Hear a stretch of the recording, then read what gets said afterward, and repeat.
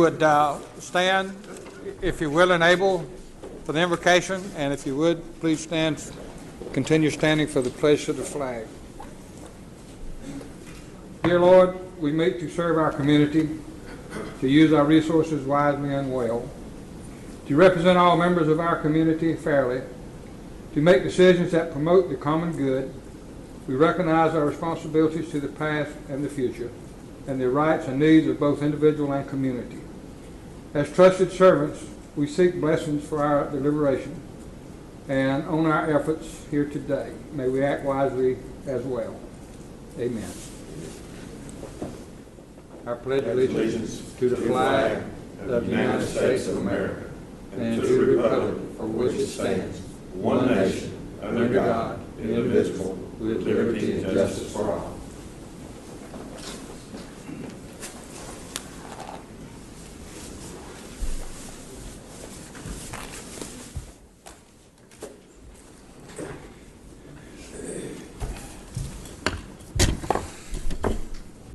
Good morning and welcome. I'm showing 9 o'clock for the regular public meeting, Henry County Board of Commissioners, Tuesday, November the 5th, and it's election day. If you hadn't voted, please consider exercising your right to vote.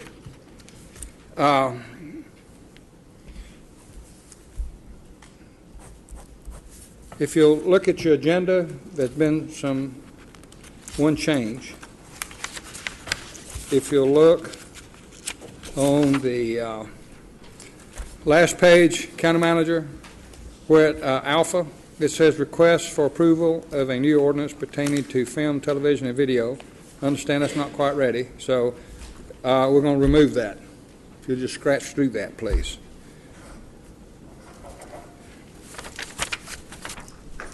I would suggest now that somebody consider approving the agenda as published. So moved. We have a motion from District 3. Second from District 1. All in favor, raise your right hand. Okay. Please note that we're missing two commissioners. Commissioner Bruce Holmes had an engagement in Dallas, Texas. He had to go, and I understand Commissioner Preston is out on business, so that's why they're there. We have 4. I've determined we have a quorum, and so we can officially do business.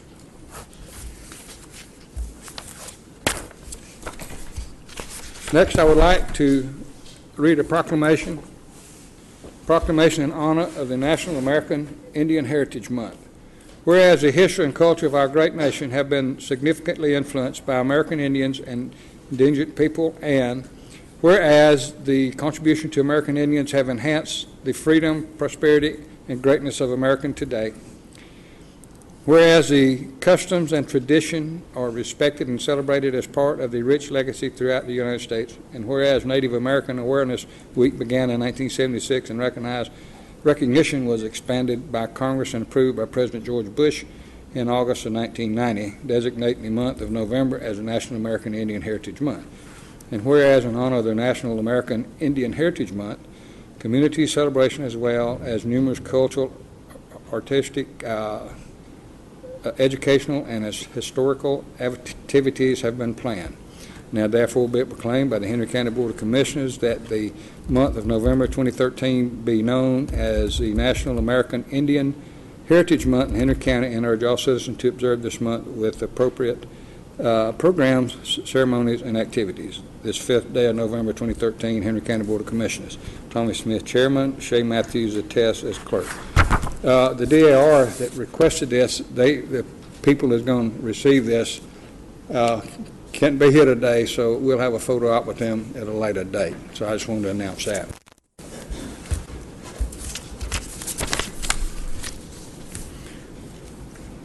Next on the agenda, we will have a presentation of an Aviation Award. Our interim county manager, Michael Harris, will make this presentation. Good morning, Commissioners. Henry County acquired the Henry County Airport back in 2011, and since that time, Henry County has and continues to work very hard to upgrade, enhance, and rebrand this vitally important economic development tool. Since acquiring the airport, Henry County has lengthened and repaved the runway, added additional and upgraded lighting to the facility, as well as made several improvements to the FBO, the fixed base operations. Future plans also call for additional infrastructure improvements and some additional enhancements to the FBO. All these efforts have not gone unnoticed. In October of this year, Henry County was awarded the General Aviation Project of the Year by the Georgia Airports Association. And we're here this morning just to present that plaque that was given to them. Mr. Ron Burkhalter, Ron, who's here, if he can come on up, supported by his staff with Maureen Stubbs and Mr. Gary Crenshaw, as well as a number of other supporting departments. Fred Aletta from our Finance Department, Terry McMickle from our DOT, and Tim Coley from our Parks and Rec have all played a vital role in just making sure that the projects have advanced and we continue to move the projects forward. And again, just to Ron's testament, they've done a great job in moving forward, and just great to see them recognized for this achievement. So on behalf of the Georgia Airports Association,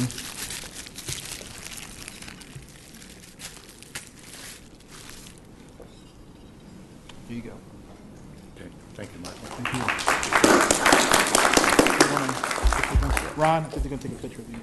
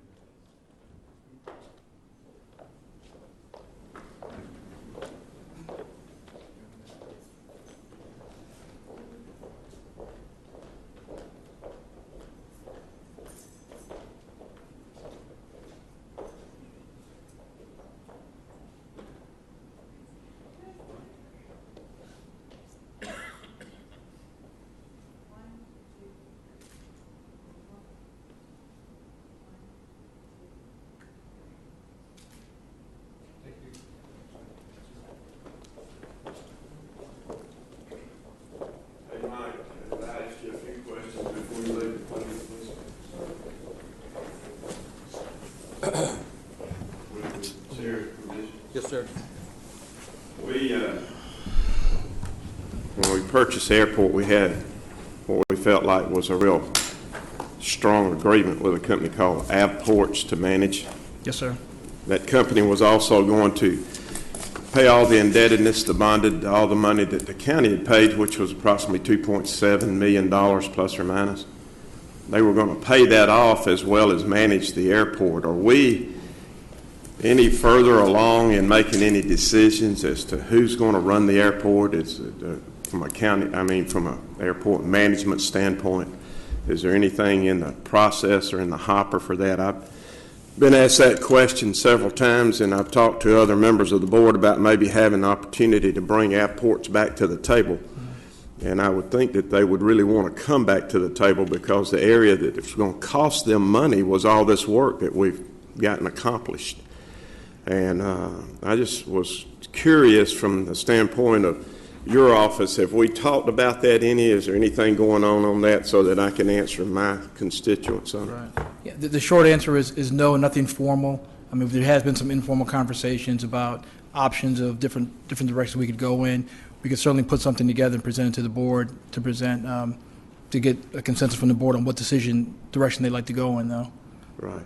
We were going to have with that particular company, we were going to have a shared, any profits made, we were going to share in the profits they were going to bring in. Right. They were going to put everything in place in order to do it.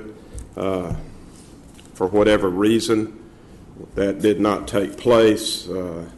So I guess right now that $2.7 million, we're going to have to take care of that, as opposed to where we would have had it paid in the past with that agreement. So we're no further along than what we were at that time. Then if I'm understanding that, other than we've got a lot of work done, and I applaud our people for having that done. But I believe everything you stated is correct. Something we can certainly look at. I appreciate that. Okay. Thank you. Yep. That's all I have. Anybody else have any comments? If not, we have a resolution requesting approval of an agreement for drug and alcohol testing services for the Henry County Accountability Courts, and abolishing the position of a lab manager and a lab technician. The Honorable Arch McGarity, Chief Judge, Henry County Superior Court. Good morning. Good morning. Thank you for having these meetings. And lots of countries you don't get to have open meetings like this. And they make decisions and cram it down your throat. So we appreciate all the opportunities to appear before you and work with you. This is an outgrowth of a meeting that Chairman Smith and Vice Chair Commissioner Bowman attended and called concerning the use of a drug alcohol treatment education fund and the concerns for the sustainability of that fund. And Judge Amaro took it to heart and has been in the process of seeing where he can reduce the use of money, reduce costs. The fund, for those who are not aware, is a surcharge fund added to certain crimes that are committed in violation of the laws concerning drugs and alcohol, and they use the surcharges to fund treatment and education. We use it to help fund drug court, mental health court, which is Henry County Resource Court, and the DUI court, which is where they are getting most of the funds that they get are from grants, but they also get date money. The lab is being basically done away with so that we can outsource the drug testing. In order to do that, we have to get approval from y'all because the money that was designated for the drug lab techs has to be shifted over to another usage. That's been approved by CJCC from Justice Coordinating Council, so it now has to come before you for approval. Also, Judge Amaro wanted me to advise you that just because we're going to be saving a certain amount of money doesn't mean we won't save more. He is also looking at other areas. Once we found that we wanted to do this, we also found, well, now who do we get to do the drug testing? And the obvious, I think, choice was Sentinel, who does the county probation services for misdemeanor, because they already do drug tests on their probationers. And so that's the other reason we're here is we have to contract with them. We've gotten a price from them, and it's all in your executive summary. And Judge Bartles is here with Henry County Juvenile Court. Judge Blunt is here with State Court, and I'm here on behalf of the Superior Court, should you have questions about any of those programs. Now, I'm not the best person to ask about the drug court because Judge Amaro runs that, but I was available this morning. He had a trial ongoing, so I'm here to answer any questions. Anybody have any questions? Just have a comment. Arch, we surely appreciate you and everybody else in trying to save this county money. We appreciate every effort that y'all do. Well, just because this is more important to save, this is not even tax money. Some of it is because it's grant money. Some of it is date money, which is offenders are help paying for, but it needs to be utilized appropriately. And if it can save the county money by the DUI court, saves lives. It saves lives from people getting injured. It saves lives from people having not to be in jail so long, which costs us, you all know how much it costs per day to keep a person in jail. If we can keep them sober and working and earning money, it's a double plus. Drug court works the same way. It doesn't save as much money, I think, as DUI of the county. It saves a lot more of the state money. But it does help get people, we have what's called a fast track, which gets people out of jail sooner and on probation or in the drug court so that they can be monitored and be productive. We had a meeting in October, a 6th district. I am the 6th district administrative judge, and it covers the entire 6th district, which we used to have. It was a congressional district that we got set up when we had 10. Now we got, 13 or 14, I don't remember. But we had a meeting, and I was amazed at how far ahead Henry County is of the other counties. I really thought that Coweta and some of the others would be further, or at least equal to us, but they are still struggling to start these type courts that are very supported by the government on the state level. The governor is very supportive of the drug courts, and I believe that DUI courts as well as mental health courts. So essentially we're headed in the right direction, and we're further ahead than I thought we were.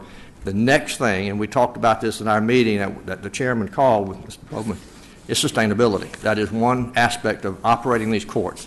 They have to be sustainable. You can't run them for 2 or 3 years and then we don't have any money to run them anymore. We got to figure out how we can do that.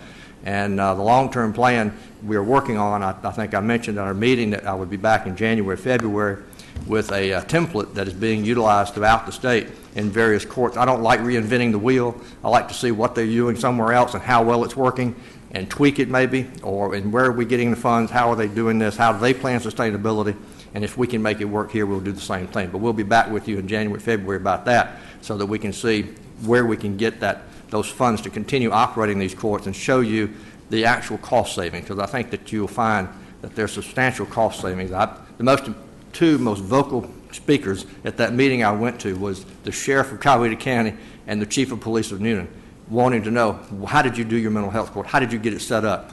and that was the first one we had set up. And so it has worked quite well, I think, because they understand that's a very high cost to the Sheriff's Department to maintain those personnel. We are, by default, the county jails have become the mental health facilities treating people in the state, and we need to get them out in a less confined and less expensive treatment program, and that's what the mental health court does. So we appreciate your support everywhere we can get it. Thank you. Does anybody else have any comments or questions? If not, we have a resolution in the book, a resolution of the Henry County Board of Commissioners approving an agreement for drug and alcohol testing services for the Henry County Accountability Courts and abolishing the position of lab manager and lab tech for your consideration. We have a motion from District 4, second from District 3. Any further discussion? All in favor, raise your right hand. I'm showing unanimous. Thank you so much. Thank you very much. And y'all are welcome to come visit the courts anytime you have time off. They will have drug court and DUI court graduations. And I've not attended, I don't think, a mental health court graduation. I'm not sure you ever graduate from that, but it may be an ongoing. You do? Okay, well, I've not made one of those graduations yet. I think I need to make one too. So y'all are welcome to come to any of them. Thank you. Thank you.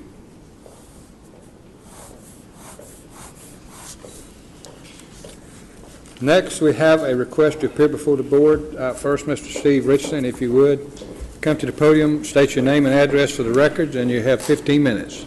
Yes, sir. Thank you. Steve Richardson, 207 Wind Drive. Just want to follow up from the last meeting. I said I would reach out to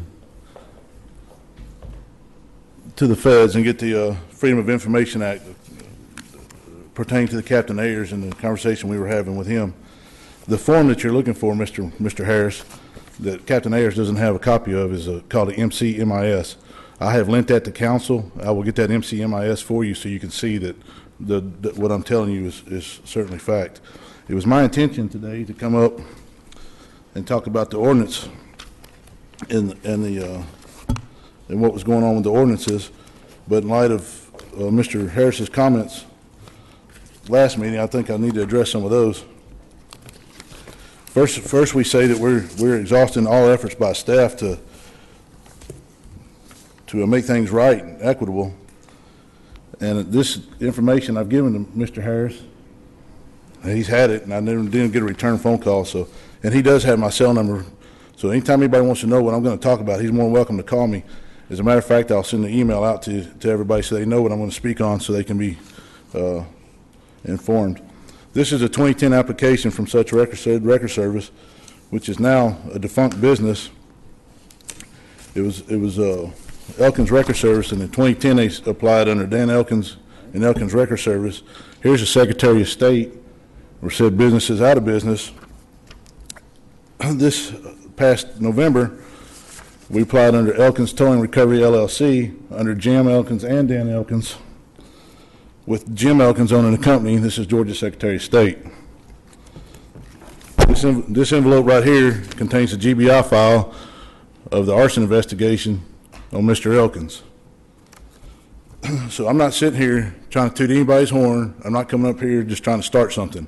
I'm coming up here with the facts and the paperwork because this county is sitting there saying that we're not doing right, we're not saying right, and they're trying to cover everybody. And I just frankly, I don't appreciate it. So if there's any questions or any validity to what the staff is doing, I've got it. I've got 3,000 documents plus of state, local, and federal documentation about this county and about record ordinances and businesses. So I'll sit down today because that really isn't what I come to talk about. I come to talk about this ordinance, and I'll do that next meeting. So I'll sit down until that Mr. Elkins are here, so maybe they can explain some of this to the county. Thank you. Thank you.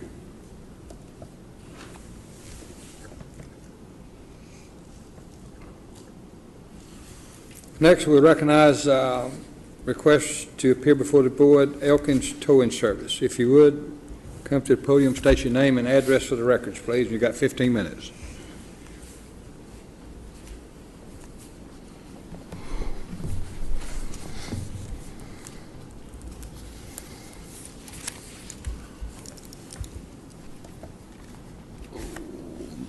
Morning, Mr. Chairman, Commissioners. My name is Jim Elkins, Elkins Towing and Recovery, 1011 Peaksville Road, Locust Grove, Georgia.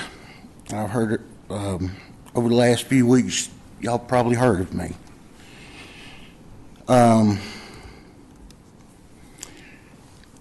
1973, my parents, Dave and Brenda Elkins, started Elkins Wrecker Service and began towing for Henry County. In 2003, my parents retired from the family business and incorporated the company. At this time, they turned the family business over to myself and my brother, Dan Elkins. At this time, we decided to become an interstate carrier. In other words, broaden our area to run out of state as well as inside the state of Georgia. Around 2007, we made the decision to go back intrastate and stay inside of Georgia. This was in an effort to stay closer to home to accommodate the county's needs for emergency towing. Therefore, our interstate authority was placed out of service due to compliance as an out-of-state carrier. Our intrastate authority remained in effect. And I know that's a lot to swallow, but it's changed twice, and both times we resorted back to an intrastate carrier to keep our manpower close here and at the county's disposal. Last year, we revamped our company by changing from Elkins Wrecker Service Incorporated to Elkins Towing and Recovery, LLC. This was targeted completely on liability, insurance protection, and tax purposes. I've got insurance agents, I've got motor carrier compliance division personnel, and I even have an IRS agent that will attest as to why it was changed around. There was nothing wrong. We just revamped the company. With this change came about a new US DOT number. At this time, we decided to run some interstate or out-of-state calls again, so we registered as an interstate carrier again and were granted interstate authority. I spoke with Melissa Stevens of the Georgia Department of Public Safety Motor Carrier Compliance Division a few months later. We had only run a couple of out-of-state calls due to manpower. She and I decided it would be easier on us to go back intrastate. So our reasoning for this was to better service the county and our local customers. Ms. Stevens filed the proper paperwork to place our interstate authority back out of service and make us an interstate carrier that stands as of this date.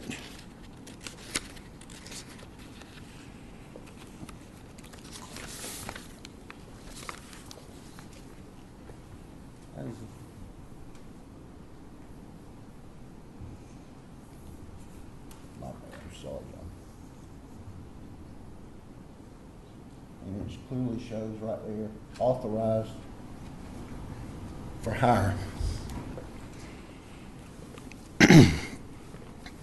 This year marks the 40th anniversary of our family's towing service and our 40th anniversary of providing undivided professional service to this county with a dedication that some could not fathom nor will they ever understand.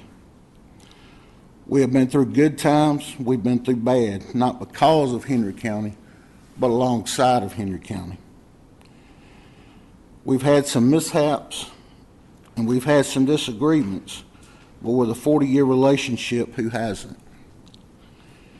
During snow and ice storms, it's a little comical, we've had officers gathered around heaters in our back office eating chili and soup in their long johns while the uniforms were in the dryer because they were soaking wet and cold. Help them get warmed up, dried the clothes, and get them back on the road where they needed to be. During the Big Stringer Lumber Company fire years ago, our company was hauling fuel, gas and diesel from the county fuel pumps to the scene to keep generators and trucks going. Little things like these were done subconsciously without hesitation or compensation because we care. I've even abandoned my truck on accident scenes in the past and driven the county ambulance to the hospital because fire and rescue personnel were needed to work on a patient in an attempt to save someone's life. Chief Lacey, that was the old days.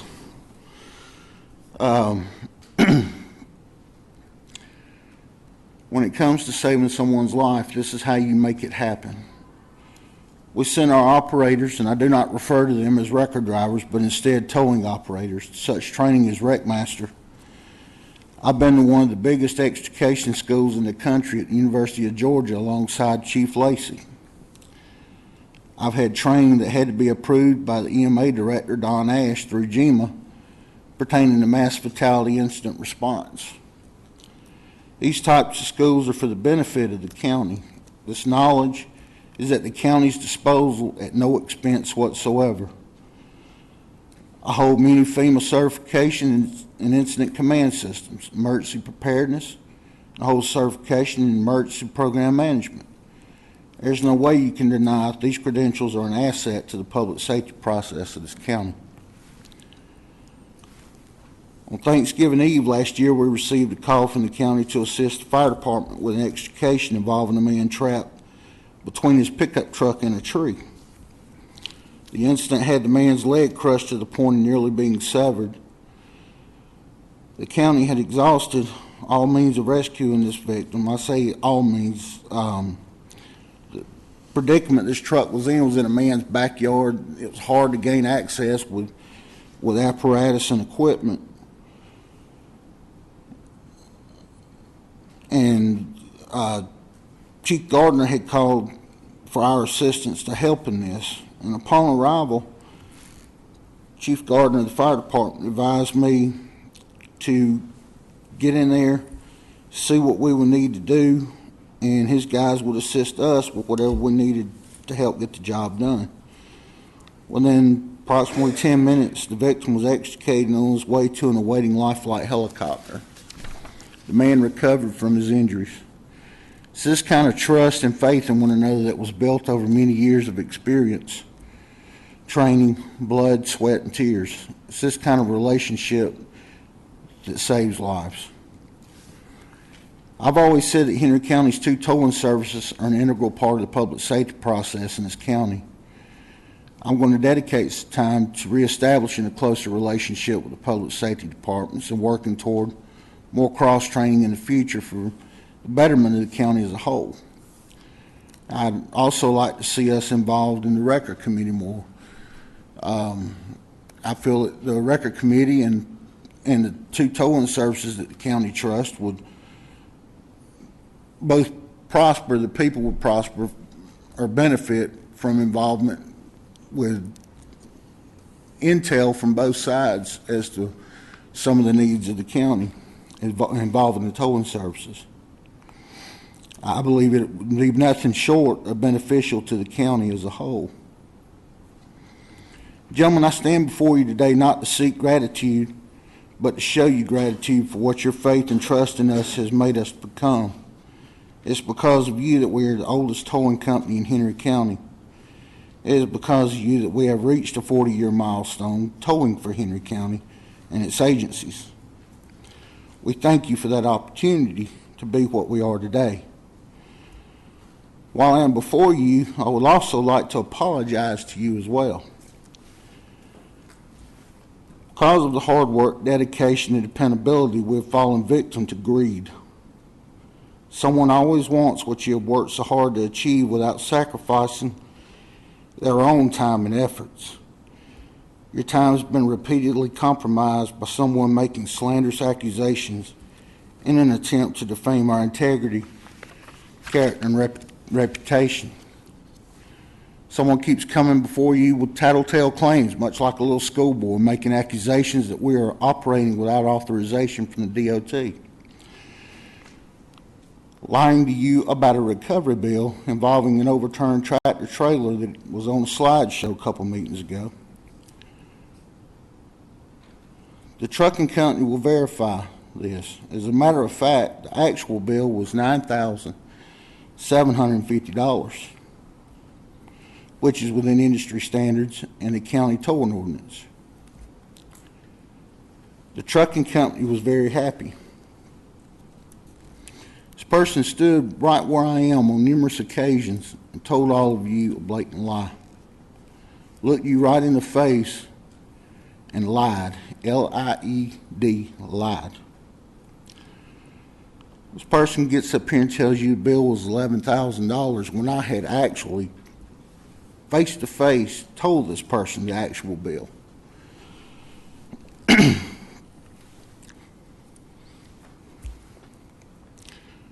The overhead you've seen in the past showing our company is out of service actually involved our federal interstate authority, not our intrastate. We choose to be an intrastate carrier to be here to service this county.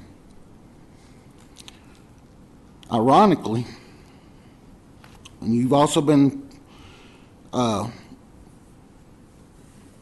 we were out of service about drug tests and other out of service criteria.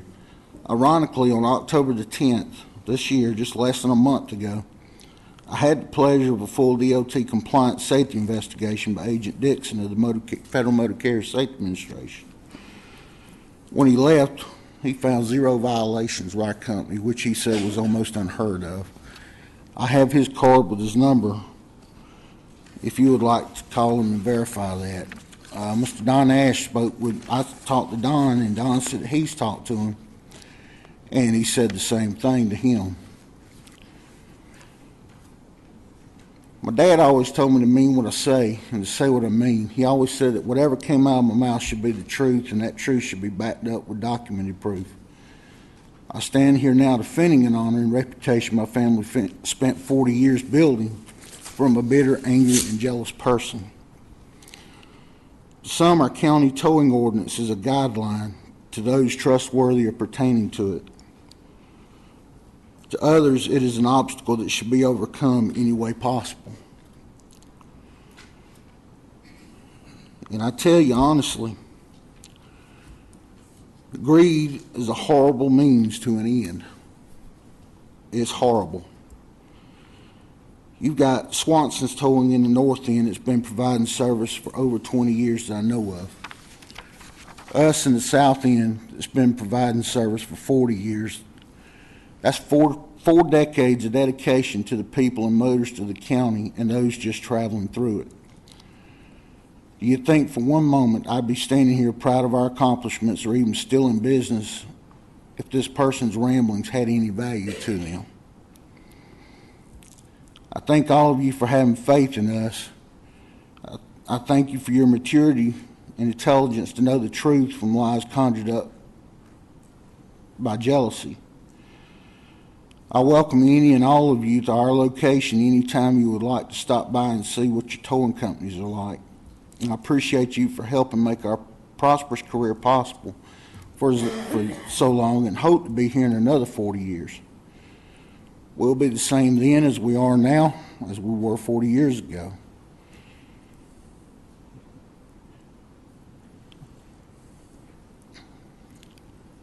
And I trust the stuff that you're being told. Was I arrested for arson?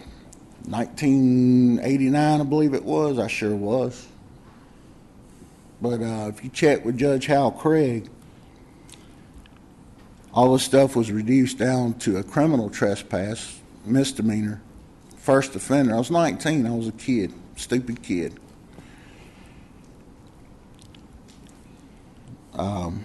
The other accusations that you've been getting, wasting your time, if you get with the record committee, you'll see what it all stems from.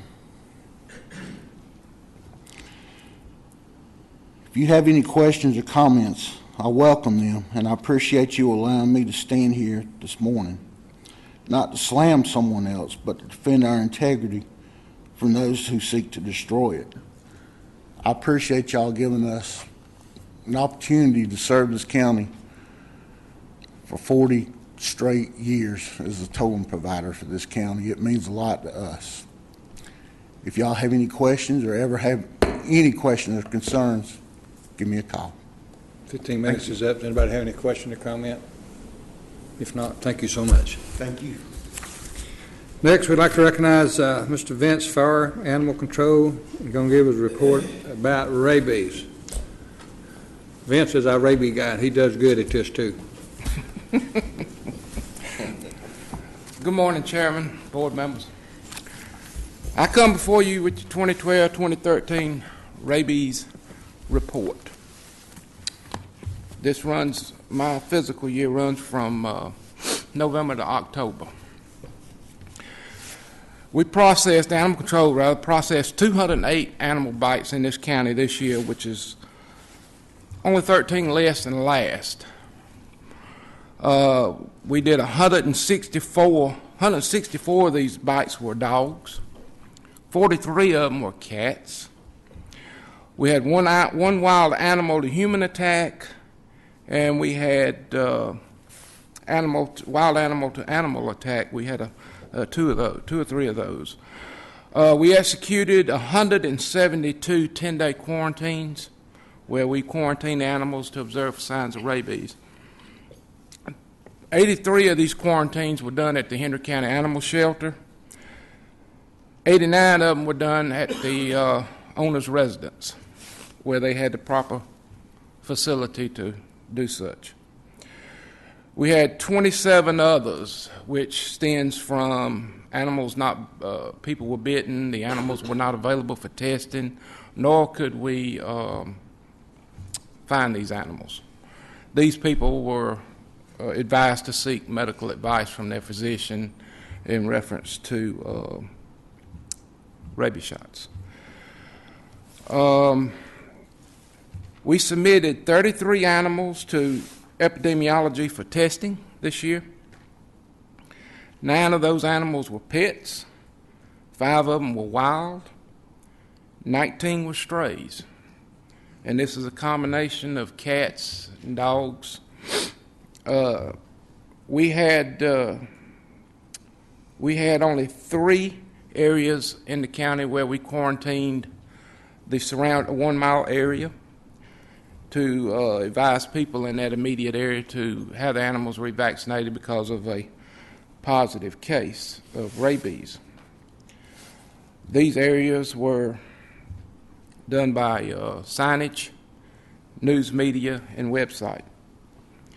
But it does give me great pleasure to tell you that this year we've only had 3 positive rabies cases in this county.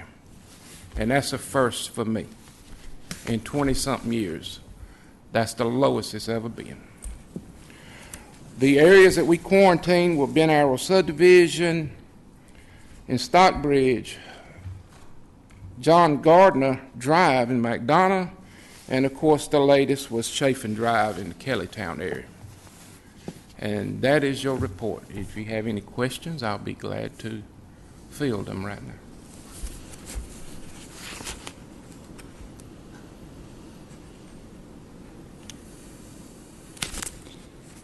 I know last week, I guess it was, when we had that up at Aikens Road, the rabies up around Kellytown. Chafin Drive. And because of the nature of how many people would have to be notified El Pronto, I know approximately 600. Yeah, y'all got the news media Yes. involved, the radio stations, television, and everybody to get the word out quicker than it would be sending a letter, and it's just prohibited to go door to door. But on behalf of the board, I want to thank Animal Control and you for doing that, reaching out, taking that extra step to ensure that our citizens are aware of rabies in Henry County. Thank you. Anybody else have any comments or questions? And our Animal Control does a really good job. I have called you on a number of occasions when I've had constituents in my district call me that dog loose or dog making, a dog being very threatening, and they've always been on the scene and took care of it, and I just commend you for the job that you do. A lot of times you don't get that, but I want to make sure that you do today. Thank you. Thank you. Chairman, if you will, I'll leave this with you to pass on to the Board of Health. Okay. if that's all right with you. Okay, that would be great. Thank you. Yeah, you can leave it, and are you going to be there for the health meeting, or you want me to just do it? Well, we had to reschedule because we didn't have a quorum on the last one. I don't know if I'll be available or not. Okay, I'll take care of If it. you'll pass that on. I will. to the staff. Thank you so much. Thank you, Ben. Public Safety, a resolution requesting approval of funding for emergency repairs for a ladder truck. Chief Lacy. Good morning. This would be Exhibit 2 in the book. Good morning. Good morning. Chairman, Commissioners. Before you see a resolution for an emergency repair of a 1997 Pierce aerial ladder truck. It is for repair or replacement, rather, of the transmission on that piece of apparatus. That is asset number 5107 in the amount of $15,417.34. The work to be completed by W.W. Williams Incorporated of Atlanta. We have a resolution in the book, a resolution of the Board of Commissioners authorizing emergency funding to repair the ladder truck. If somebody move, have a motion from District 4. I have a question. Okay, let's get a second, then we'll go in discussion. Okay. Okay, we have a second from District 1. Any further discussion or comments? Yes, sir. Chief, 1997, what's the oldest ladder truck we have? And you don't have to be dead on, just... That is the oldest ladder truck that we have. We have that is a 97 aerial ladder that has given us good service. It currently resides at Station 9 in the north end of the county, or will when it's repaired, but it definitely is due for replacement. When if you had to purchase new equipment, say for 3 fire stations, a ladder truck, a pump truck, and a bus, ambulance, approximately what kind of money would that be? The ambulances are going to cost in the area of $160,000 a piece. The fire pumpers or the engines that you mentioned, about $500,000, and the aerial ladders can run from $800,000 to $1.2 million. Probably replacing this actual truck with a 100-foot aerial platform, if we were to spec that out, would probably be closer to $1.2 million if we were able to find a demo truck that was already constructed and meet the specifications or closely resemble the specifications that we have. We might be able to get it for a little bit less than that, but that's a ballpark on those. So it's safe to say that even buying some quote-unquote used equipment, that we would be in excess of $4 to $5 million to equip 3 new fire stations. Would Yes. that be? Would you say that was close to correct? Yes. And I think, and I'm going to mention something, and stop me right in the middle of it if I'm breaking any rules of the law, okay? But I know that in Exhibit A of the SPLOS that we had equipment for the 3 fire stations. That's correct? And I think we had like $4.2 million. I want to use that number. That might be off a little bit, but I just want to make sure that this year is the first time the state has allowed equipment. It's always been bricks and mortar and the other things in SPLOS. I think it's the first time we've been able to actually purchase equipment. Am I correct in that? I don't think the law allowed it for the first time this year. It may not have been 6 or 7 years ago. You know, the SPLOS runs 6 years. But we are allowed to purchase that equipment within Capital outlay, yes. Right. Yes, sir. because we've never done that before. That's right. It was just important to know that there's 3 new fire stations and what it would cost to equip those, as well as I think the fire station would be about $6 million. I appreciate it. I was trying to get in the back of my mind, exactly, not exactly, but an idea of what that equipment would be. Thank you, Chief. Thank you. Anybody else have any questions? Chief, I see we've got this truck and it's got 120,000 miles on it. Did we purchase this truck new? We did.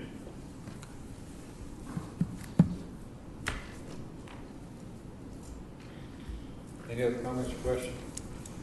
If not, all in favor of the motion indicate raising your right hand. Same sign. It's unanimous. Thank you so much. Thank you. Next, we have Technology Service Resolution requesting approval of an agreement for network engineering support. Ms. Tandy Dobbs, Technological Services. Good morning. Morning, Chairman and Commissioners. Thank you. I have actually two resolutions before you. The first one is this network engineering support. It's called Premier Net. It's through the company called AdCap, and they're just a little history. They're the ones that actually installed the wide area network for Henry County probably in 2006 or so, and have been supporting it ever since.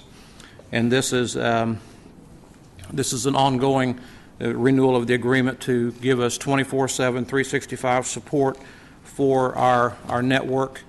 And this includes, of course, the 911 network and the public, all the public safety networking systems.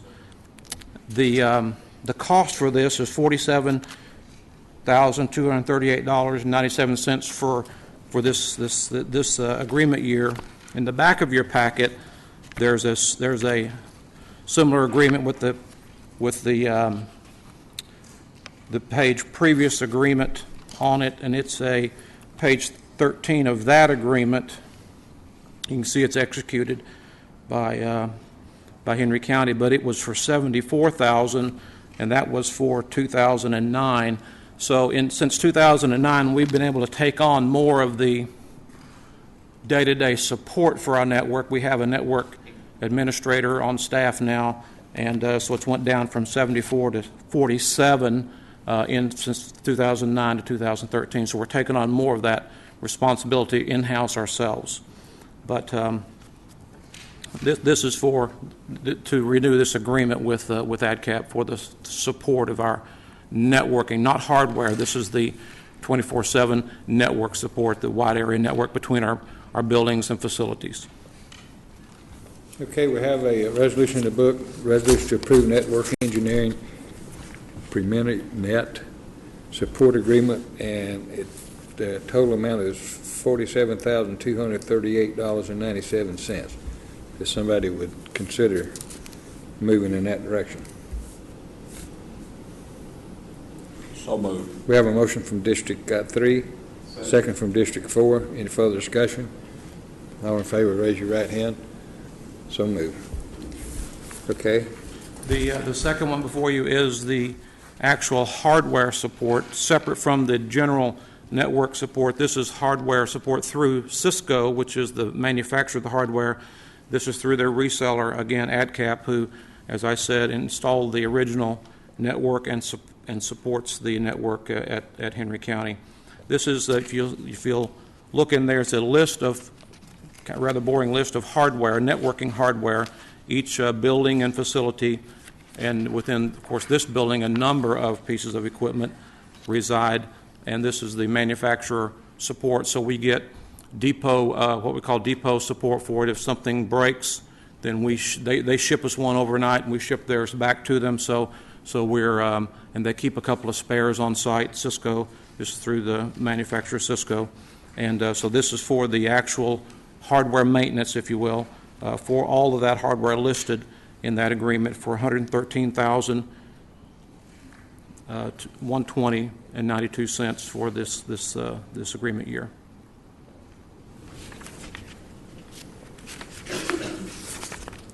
This list is it's like 6 pages of equipment. Yes, sir. That they maintain. Yes, sir. Yeah, and it's a depot support. Really, it's 7 pages. Yeah, and you actually have a dollar value for each piece of equipment there, if you, and then the dates for the maintenance for the same date for each piece of equipment. But you see the equipment description, serial number, and dollar value for the annual maintenance for each piece of equipment. And this is networking equipment, switches, routers, and similar things. We have wireless access points. We have those, a number of those around the county, several in this building itself. This is for hardware.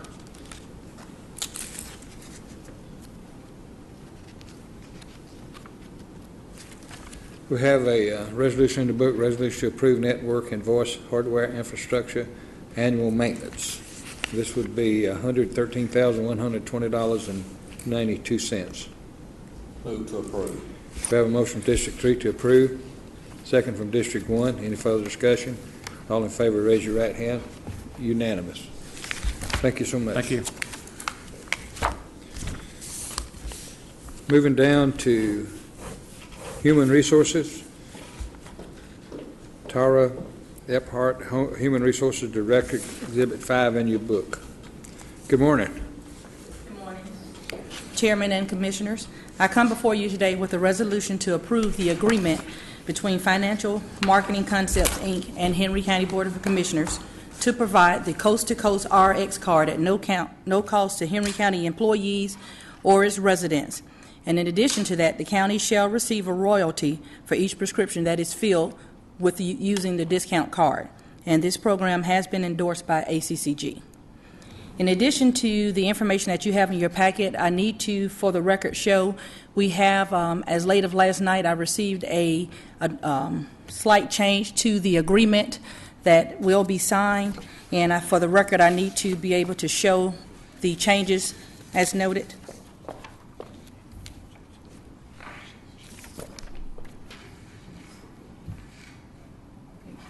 As you can see, the first one, we're replacing where it says online card with website, and that's on page 2 of the agreement that you have.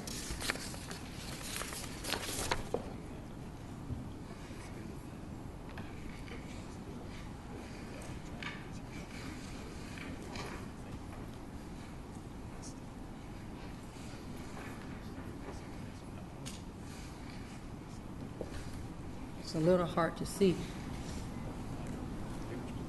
Can we make it bigger? On this page, you can see, okay, now, that the change was again from website. It's changing from web card to website. And then the final change in the agreement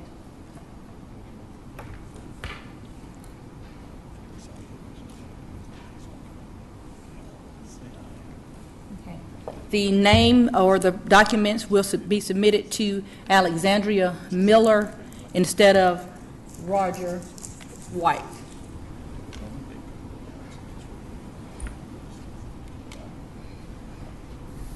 I will provide copies of the new agreement to the county clerk if the board so chooses this or to elect this resolution.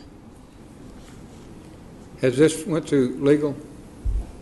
Has Yeah. Latonya reviewed this? The changes that we have to the agreement, no, sir. I just got those late last night.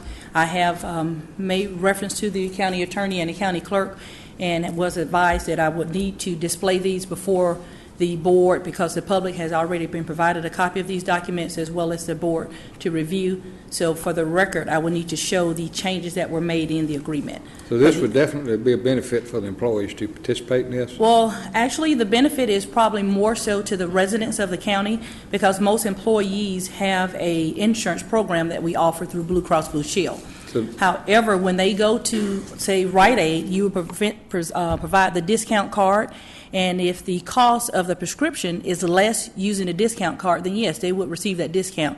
But citizens who do not have any insurance, they can receive a discount. And there's also a discount on pet supplies, MRIs, vision, dental. There's several different things that you can use. And the only thing that the county would have to do is provide a link on the county's website to go to the coast to coast. We will have cards here, or they can call and get a card. They can come in and pick up a card. The card does not expire. And again, we will receive a monthly royalty for every prescription that is filled using that discount card. And that money can be used to go back to the general fund to offset some of the costs for insurance. We can use it for other wellness programs. It can be used for any avenue of things that we would like to see on behalf of Henry County. let me ask you this. Yes, sir. If we approve this scenario and the citizens participate in it, and we 60 days down the road in this program, something goes astray, so we put the company on 30-day notice to terminate. Yes, sir. How does that leave the citizen that's participating in this? Well, we will just no longer be a participating party, but those that have the card, that card is still going to be valid because the card has no expiration on it. We just will no longer be a participating party with Coast to Coast. And we won't receive any more royalties. They won't send any more cards after that point. But citizen Henry Smith, who has a card already in his possession, he will be able to continue to use that card. Would it renew? It's no renewal. The cards do not expire. We just won't issue any more cards on behalf of this program. And we will remove the endorsement that we have with Henry County and Coast to Coast. I have read this and I've studied it, and it normally things that look too good to be true is normally too good to be true. I asked the same question when I met with the gentleman on 2 different occasions. The previous communications director, Julie Hoover Ernst, also attended one of the sessions, but she's since no longer employed with the county. But we went over several different items with the representatives, and again, that's the same question I had, that it seems almost too good to be true. Now, they do receive a royalty as well, and it is endorsed by ACCG, and ACCG also receives a small royalty from this program. But Cobb County is one of the most recent entities that has gone to this program, and so far it seems to be working pretty good for its citizens. Is this suggested by ACCG? It is endorsed by ACCG.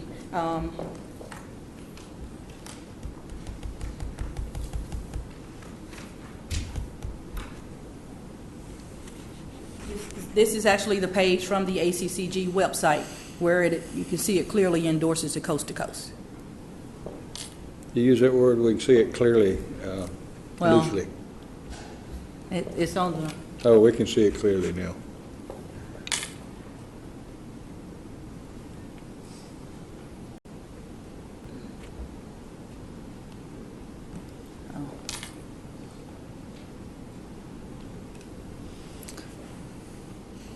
If we opt out on a 30-day, is there any penalty? No penalty because we're not paying anything for the service. Now, I didn't know if you were asking me. That's not an opt-out penalty. I see an opt-out penalty in the No. in the agreement, Mr. Chairman. Yes, sir. If we opt out on this, I know you said we'd be getting $1.25 for each prescription fill. If we opt out and the people that are still active with the cards, will we still continue to get the No, money? once we separate the agreement, then we will no longer be a participating party. So one of the, I guess for lack of a better word, one of the reasons you receive the royalty is being a participating member. And if you're not an active member, although we still have residents out with a card, we will no longer receive a royalty commission for prescriptions that are filled using How the long has discount. Cobb County had this program in? I want to say they went...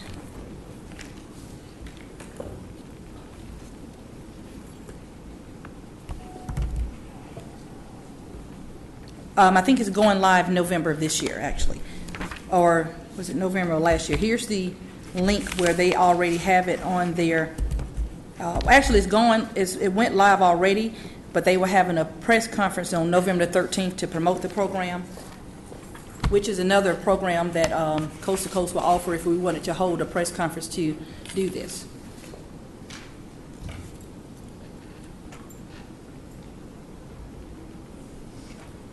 And this is on the Cobb County's website where it has it, and then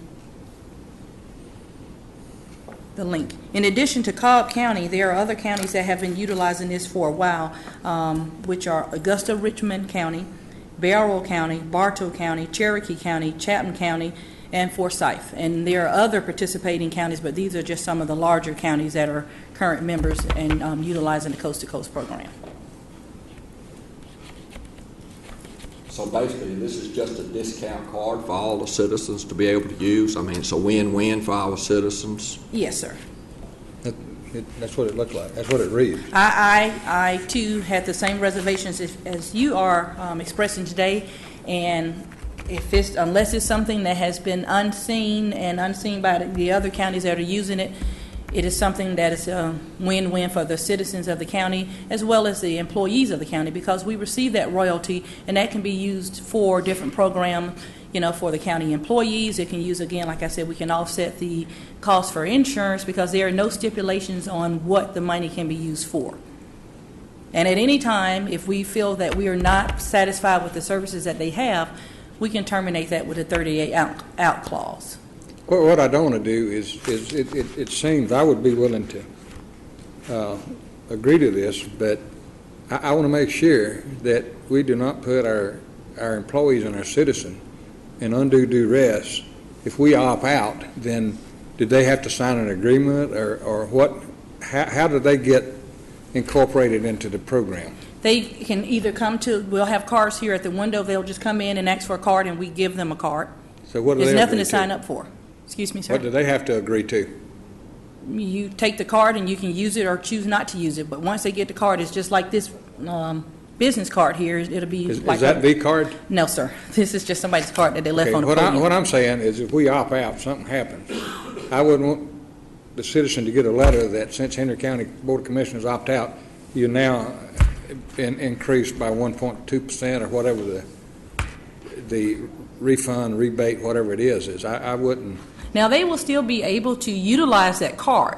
We, as the Henry County endorser, will not receive a royalty check anymore because there's no expiration on the card. I mean, they come up to the window, we will give them a card for them to enroll in. I mean, to use at the participating pharmacies and different entities. I think we ought to table it till we can find out, because like I said, I read it, and it appears to be too good to be true. And it's some iffy stuff that, okay, our employees get on board with this, and they save this money. We get to a royalty, and then we opt out for some unknown reason, and then we got the citizens and our employees holding the bag for something. And I'm not convinced that, and this is why I asked if legal had reviewed this, and if it's an opt-out stipulation. So I would like to recommend that we might consider tabling it, because no good deed goes unpunished. There is a 30-day termination clause in the agreement, Chairman. It doesn't know a penalty. You raised some additional good questions, but on that issue, you can terminate the agreement with 30 days' notice. That's just my thoughts. I understand. Somebody wants to move to table it or approve it?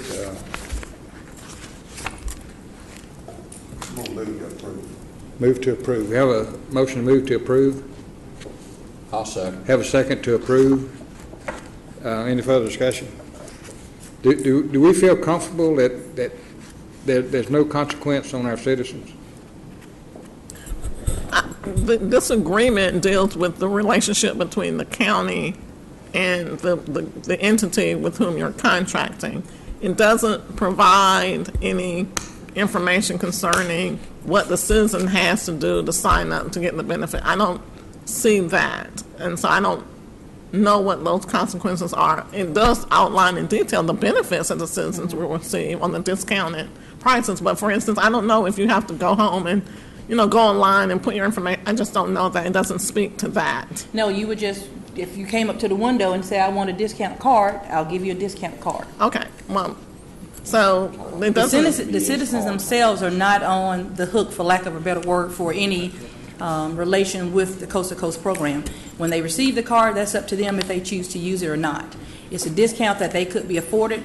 You can go into the pharmacy or go into the pet supply store, or whomever is a participating member, present your card, and if you don't want to use that, you don't have to. It's no obligation on the person's behalf to use this card. This is just an additional discount that they could receive. It's similar to like the Boy Scouts. Occasionally they sell those annual discount cards, and you can use them at participating providers.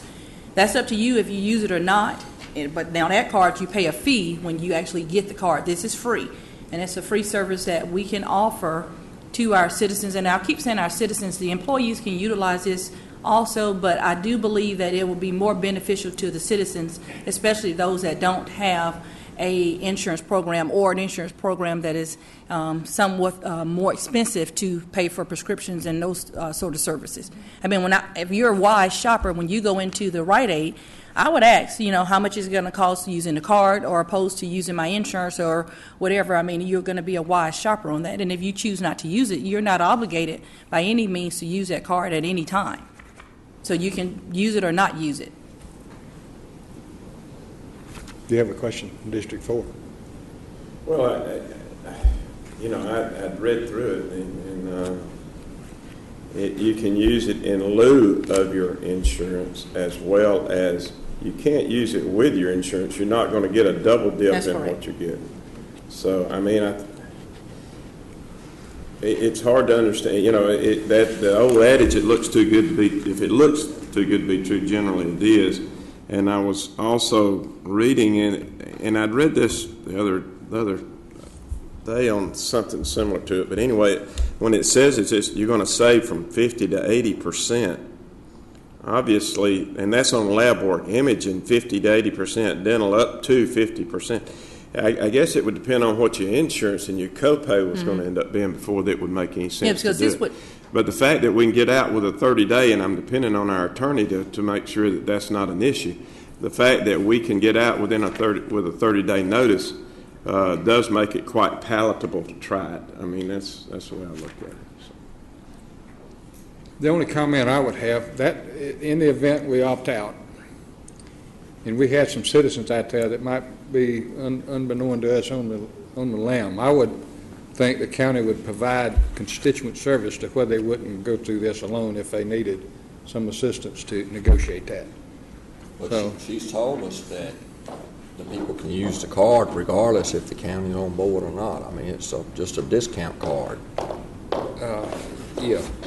Yeah, the card goes with the person, and therefore, if the county opts out, what happens, if my understanding is correct, They can still use the card. it's upside down. If the county opts out, then that person can continue to use it. However, the county doesn't get a portion, or whatever you want to call it, a royalty of whatever is spent. So. Commissioners, there is the termination provision in the term, paragraph 2 of the agreement. For that reason, I don't have an issue with it because we've got an opt-out clause. So. And as it said, the participants can continue to use the card as long as we use the card and we receive a royalty, as long as we're still endorsing the program. Once that endorsement ends, the card will still, because it has no expiration date on the card, they have no way of coming back and say, well, we're not going to take this card. You just, as in Henry County, won't continue to receive royalty endorsements or royalty refunds from being a participating member. What I don't want to do is get into the most recent health care plan that we're telling you all this and telling our employees and citizens that this is good for you and there's no change and all that, and then we implement it and then we find out there's significant changes. But anyway, anybody else have any questions or comments? All in favor, raise your right hand for the motion. Thank you. Thank you so much. Thank you.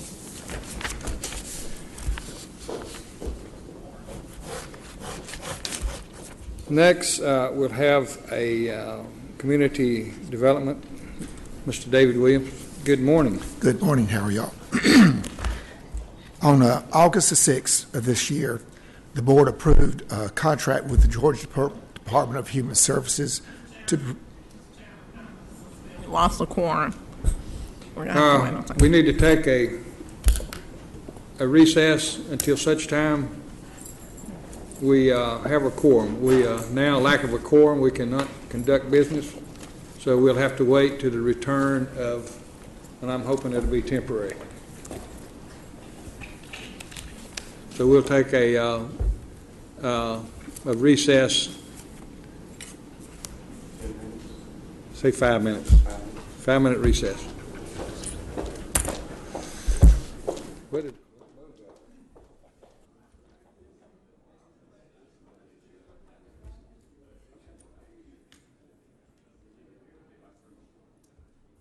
I'm showing a quorum in the room again, so we'll continue the meeting. And I'll ask Mr. Williams if he would be kind enough to reappear.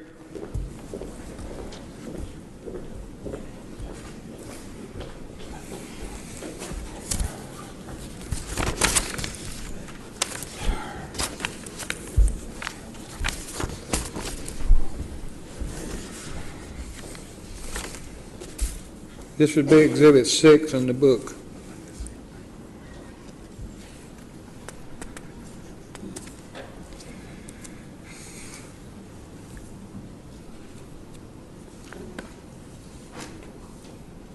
I apologize. That's okay. I didn't think nothing about it. It happens. Thank you.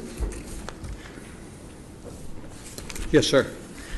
On August 6th of this year, the board approved a transportation contract with the Georgia Department of Human Services in the amount of $428,590.13.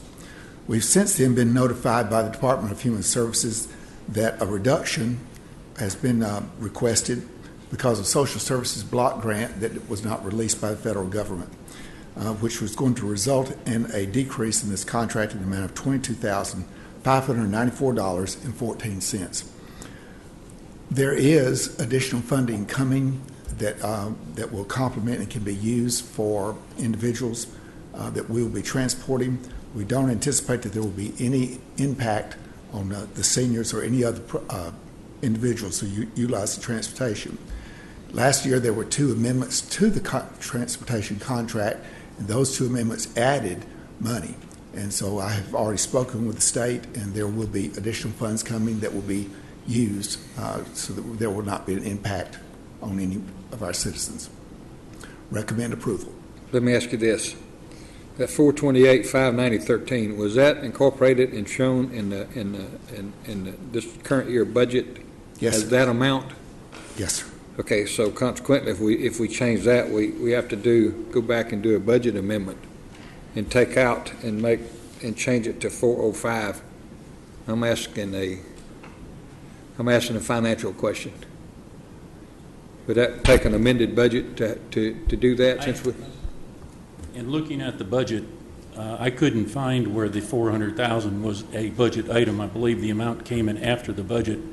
I don't have a copy of that schedule of the budget for the line item. We were trying to tie it down. I believe Angie Sorrow spoke with you about Correct. Where is it, and the amount in the budget, I think, was under $200,000, if I'm not mistaken. So you've been in concert with finance about this scenario? We had a conversation the other day, yes, sir. Okay.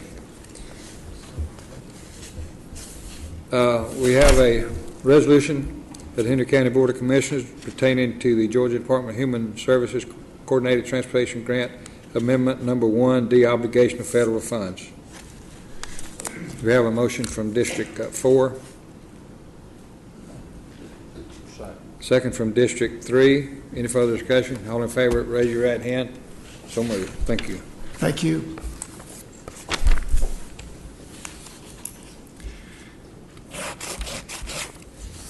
Resolution requesting approval of CDBG FY 2013 Public Services Subreceipt Grant Correction Agreements, and Cheryl Hobson Matthews will present in lieu of Shannon, who is on assignment. Good morning, Chair and board morning. members. Again, thank you, Chairman, for the introduction. On July 16, 2013, the board approved the fiscal year 2013 annual action plan. As part of that plan, it was part of the 2012-2016 consolidated plan. And if you all will recall, when you approved the 2013 annual action plan, there were public services that were identified in the plan.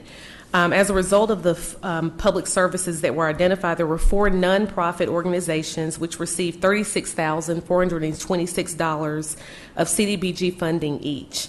Those agencies were Connecting Henry, Hands of Hope, Clinic Incorporated, A Friend's House, and the Flint Circuit Council on Family Violence Incorporated, also known as Haven House. As a result, staff is in the process of entering into sub-grantee recipient agreements, and we're seeking approval from the board to proceed with entering into those agreements. Again, just as a reminder, 15% of the CDBG funds are designated for public services. I'll be more than happy to answer any questions that you may have. Anybody have any questions or comments? Yes, sir. Just a couple. And I think it's important for the public to know that Hands of Hope, when you say Hands of Hope, a lot of people don't know what that is. And I've been there on several occasions, and it's our elderly and other people that don't have insurance that can go there and be checked out and get help, and they can't afford it otherwise and can't go otherwise. The Friends House is for abused and neglected children.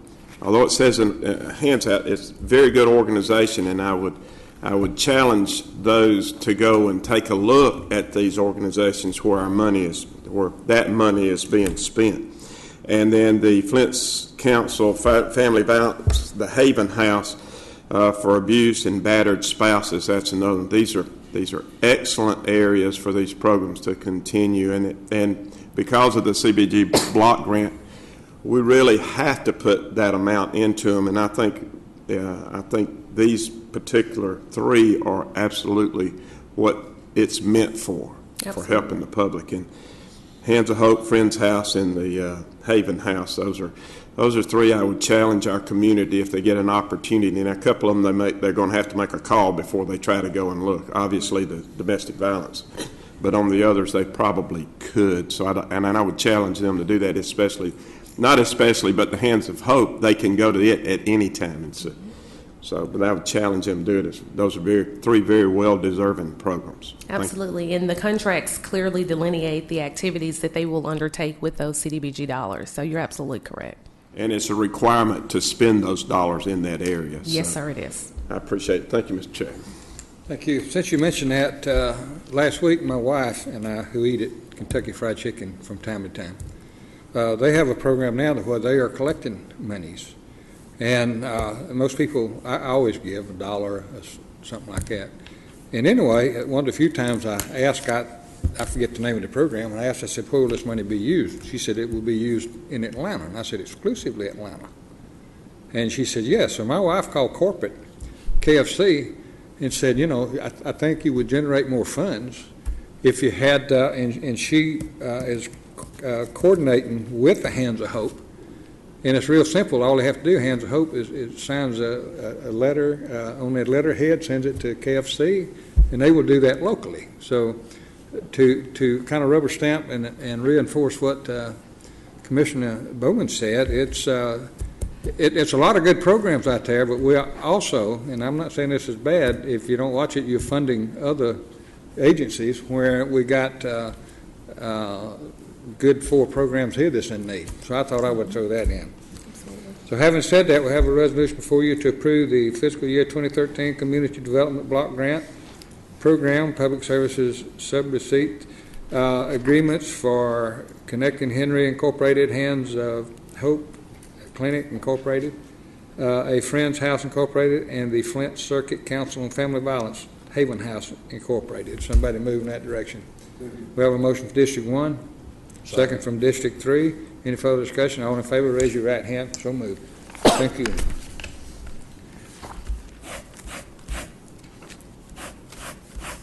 Resolution requesting approval to submit an application for additional roadway funding for the Campground Road extension. This would be handout 1.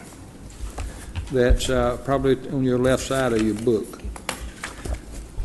Good morning again, Chairman and board members. First off, thank you, Chairman Smith, for allowing us to add this item because it was a very time-sensitive item. Planning staff received notification from the State Road and Tollway Authority regarding their desire to solicit applications for transportation infrastructure improvement funding through what they call the Georgia Transportation Infrastructure Bank.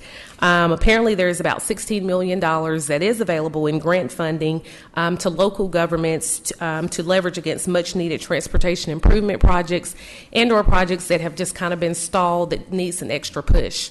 Planning staff, in consultation with our SPLOST department and our DOT department, reviewed our current project list and identified the Campground Road Extension project as a project that has been in the SPLOST program for a number of years, and one project that is on the books that we're trying to move on, but the extra funding would certainly keep this project moving.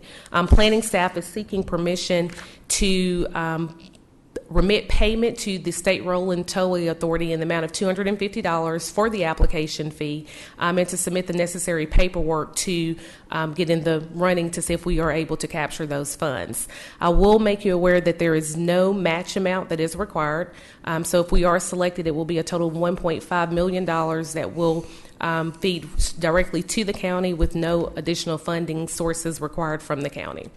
I'll be more than happy to answer any questions regarding the grant. If you have any questions particularly regarding the infrastructure project, I have Rocky Romero here that can answer those questions. Yes, sir. It's more in the form of a statement rather than then Rocky, if you'd come on to the podium, please. It's more of a statement that you made just a few minutes ago that Campground Road, and it has been ongoing for a while, but it's a very large project, Rocky, and we've had to kind of, it's like, take it one bite at a time. We've done, and you may need to correct me, but we've bought right-of-way, which a fair amount of right-of-way. What's the approximate cost of right-of-way we've purchased so far? So far, we have spent about $1.8 million. So almost $2 million that we spent on right-of-way. What about our engineering cost? Engineering is close to $1 million. So we spent a little over $2 million, approximately $3 million that we've spent. I was going to say 2.8, but we, plus or minus $3 million on that. And it takes. You can't do them all at one time. You have to kind of bring them in and buy them, because we never know from day to day what the right-of-way cost and all the other costs are going to be, and it seems like we pay more than anybody else for right-of-way in the entire state. I've been told that by DOT, so state DOT. But just wanted to clarify something. Yeah, it's been on there, but it has not gone unnoticed. We have been working on it and dispensing funds as we could in order to get to that point to where we could do it. And this could very well be a tool for us to be able to get that put in like we had anticipated to start with, which would be more than just a 2-lane. So maybe we can do that. I just wanted to clarify that one comment that you made. Thank you. Absolutely. Thank you. Anybody else have any comments? We have a resolution in the book, a resolution requesting authorization to submit an application for additional roadway funding for the Campground Road extension to the State Road and Tollway Authority for the Georgia Transportation Infrastructure Bank grant application and remit an application fee to the same agency. If somebody would move in that direction. Move to approve. We have a motion from District 4. Second. Second from District 3. Any further discussion? All in favor, raise your right hand. So moved. Thank you. Hey, Rocky, for 1 second before you leave the podium, we have been, over the past several years, we've been doing a lot of repaving because of the state cutting our LMIG funds. What would you say the approximate amount of money that we spent on repaving and repairing the roads using our SPLOST funding? We have probably spent on SPLOST 3 over between 5 and, I would say, close to $7 million SPLOST money funds for resurfacing. Terry can probably that's close enough. I'm just looking for approximates. It don't have to be on the number, because the state has cut the amount that they give us, so we have to find other avenues in which to do our repairing and paving. I appreciate it. Thank you, sir. Thank you, sir. I got out of sequence, but we'll back up. I failed to recognize the C portion, A, B, C, D. I skipped over from B to D, so we'll go back up to C. Resolution requesting approval of the request for the creation of a street light district for Phase 2, and you, the presenter, as well. Yes, sir. Again, this is customary. What we have before us this morning is a streetlight petition for the Winter Creek Estate Subdivision Phase 2. The subdivision is located in District 2, and the utility provider is Georgia Power. The property owners will be assessed at an annual fee of $42.60, and staff is recommending approval of the creation of the streetlight district for Winter Creek Phase 2.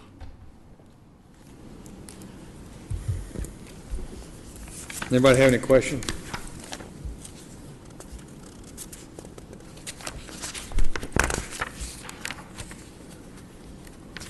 If not, we have a resolution approving the request for the creation of a new streetlight district for Winter Creek Estate Phase 2 subdivision located on Jonesboro Road. Is somebody moving in that direction? Move to approve. Have a motion to approve from District 3, second from District 1. Any further discussion? All in favor, raise your right hand. Thank you. Unanimous. Thank you.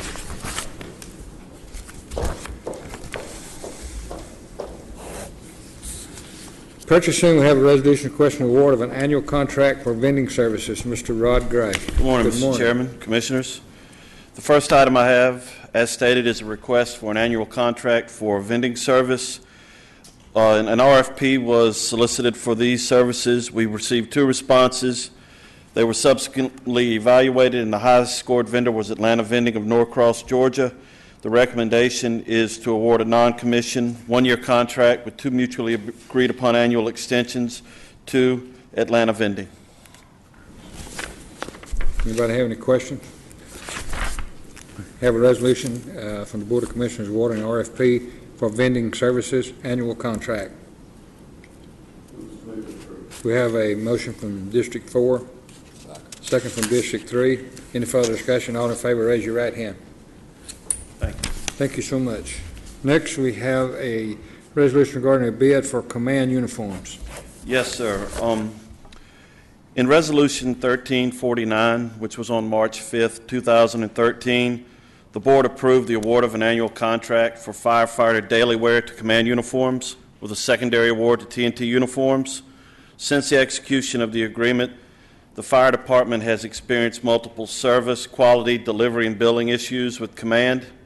Multiple meetings were conducted with command uniforms in an effort to communicate the concerns of the department and to detail corrective actions that were required to meet the terms and conditions of the agreement. The requisite levels of improvement and compliance have not been achieved with this vendor. The recommendation is to enact a 30-day notification and subsequent termination of the annual contract agreement with command uniforms, and to award the contract to TNT Uniforms as the primary vendor for the annual contract for the remaining term of this agreement. Anybody have any comments or questions? Rob, how many different businesses are in this type of business? There are a lot. Should we be rebidding this out, or should we? No, we had a very competitive and comprehensive bid, and at the time we awarded a secondary award because we recognized there may be some challenges with the primary award. We're very comfortable with the pricing and the service level from the previously approved secondary award. If it's the board's desire, I can rebid it, but if you're asking my opinion, I don't think it's required in this situation. TNT's bid. Sir? What was TNT's bid? Oh, there's several. There's probably 100 items, so I could get you a copy. I mean, just total amount. Difference between It's them. an annual. We didn't compute it based on a total. We looked at it, yeah, there's so many items. We didn't necessarily attach an estimated quantity to it where you could extend the pricing per item and get a total. So I could get an estimate for you, but it's going to be an inaccurate science. They're in range of each other. They are in range. They were not low, but I think the chairman will recall when we made this award back in March, there were some concerns with the award at the time, but there was nothing that that allowed us to prohibit them from bidding. And that's just sometimes the way the cookie crumbles. This is not a shock. We had a conversation back then that we had, based on the experience with command uniforms, there were multiple service issues. There had been multiple contract deviations, delivery, building. I think one of the most significant ones was the quality of maybe the material. I'm not sure. I do know it was an issue. Delivery and billing have been tremendous nightmares. And not so much the quality of the product, the quality of any additional work that is required on the product, whether it be patches, embroidery, things of that nature. We've had some issues with that too. And I can tell you that the fire department extended above and beyond any good faith effort. They didn't go into this agreement from a jaded perspective. They worked it per the terms and conditions of the contract, and were more than patient throughout this process. So although I say I'm not surprised, they approached it purely from a good faith perspective per the terms of the agreement. So Has legal been involved in this to see if there's any repercussion? There's no repercussion. We have a... I have been involved with Mr. Gray, and I agree with his assessment and his recommendation. Okay. We have a resolution to the Board of Commissioners for the termination of annual contract agreement with Command Uniform for Firefighters Daily Wear Use and award of an agreement to T&T Uniforms. So moved. Have a motion from District 3.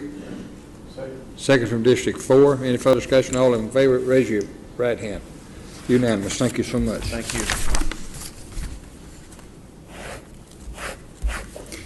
Next, we have a resolution requesting approval of amendment to the fiscal year 2013-2014 budget. Mr. Fred Oletta, Finance Director.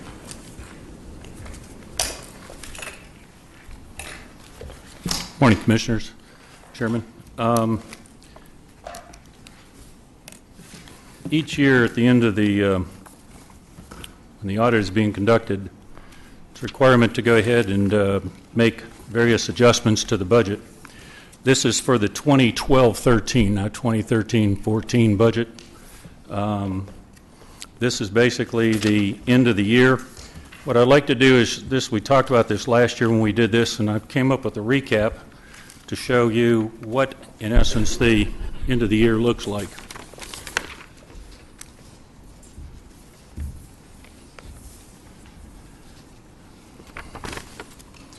Last year, or rather, FY13, we had a balanced budget of $116,957,534 in revenue and expenses.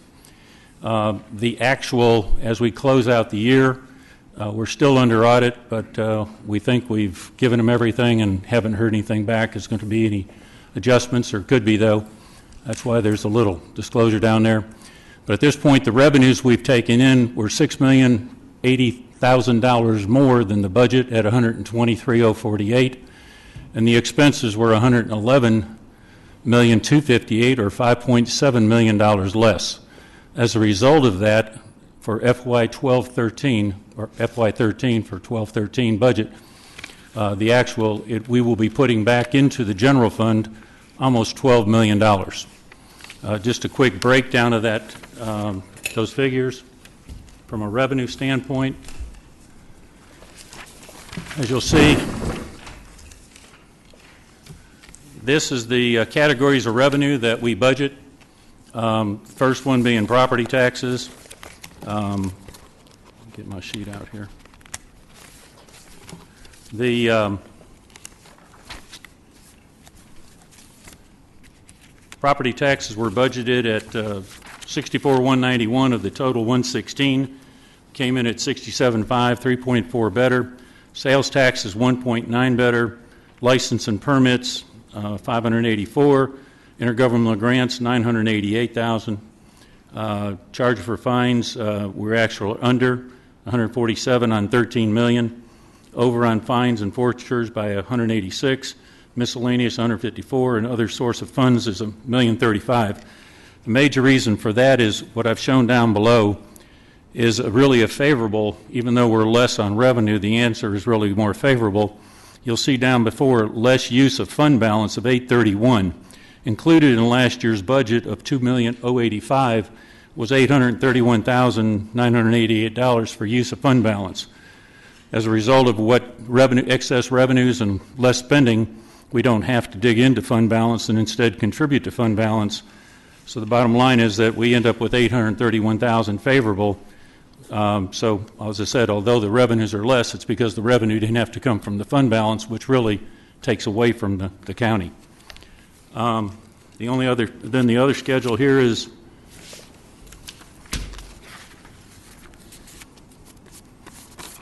On the expense side of things, these are the gross groupings, if you would, of the expenditures by department, or type of expenditure, rather. You'll see legislative and executive, which makes up about 16 departments, is under budget by $1.4 million. Judicial is 221 under. Public safety, 3.7. Most of that's in the sheriff's department and jail. Public works, 739 under. The only grouping here, these two groupings are over, but the health and welfare is primarily the fleet, fleet, and that's made up of a grant that was for the building. And culture and recreation, 124 over, then 146 under, and 375 under for the $5.7 million savings to the budget.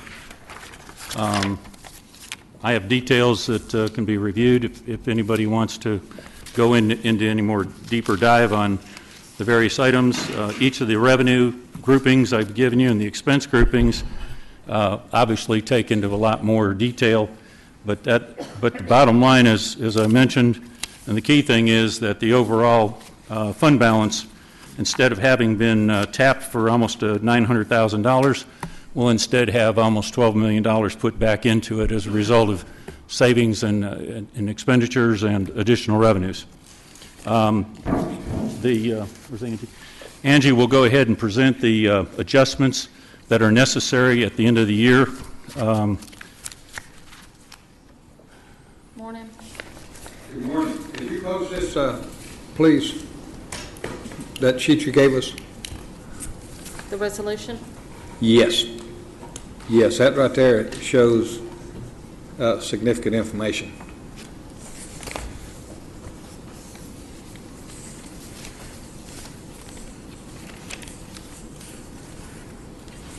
You have before you a budget resolution to amend fiscal year 12-13 budget. As you are aware that for year-end we cannot show any variances in our budget.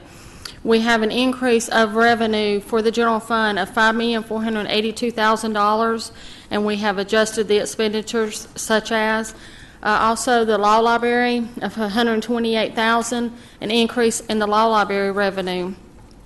NSP 1, $5,000,002, that is just transferring funds from professional to purchasing homes. It's just transferring funds around. For NSP 3 is $3.5 million transferring funds.